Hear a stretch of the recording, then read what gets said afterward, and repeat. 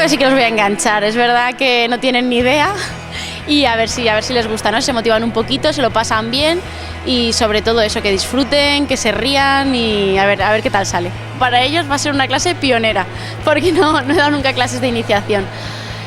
A ver qué tal, vamos a ir viendo. El chico que tiene un poquito de conocimiento, pues igual al final de la clase le explicamos alguna técnica más, pero a los otros vamos a hacer una clase muy básica, ¿no? De iniciación, que se cansen un poquito, se vayan con la ilusión esa de haberse puesto un traje, de haberse hecho unas fotos y haberse cansado un poco también. La primera regla del judo, bueno, voy a poner varias, ¿vale? Voy a poner la disciplina y el compañerismo, ¿no? Tener mucho cuidado con el compañero, ayudarle en todo.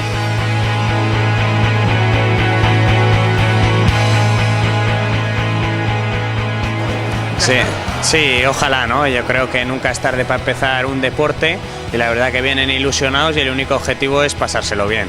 Pues lo mejor y lo primero sobre todo es aprender un poco a caer, ¿no? En el judo pues es muy importante el respeto pues a pesar de ser un deporte individual, como entrenas en equipo, pues el respeto hacia el entrenador, hacia los compañeros, pues es muy importante. Entonces el hecho del saludo, de respetar a los compañeros, porque claro, hay que tratarlos bien para que luego ellos te traten bien, ¿no?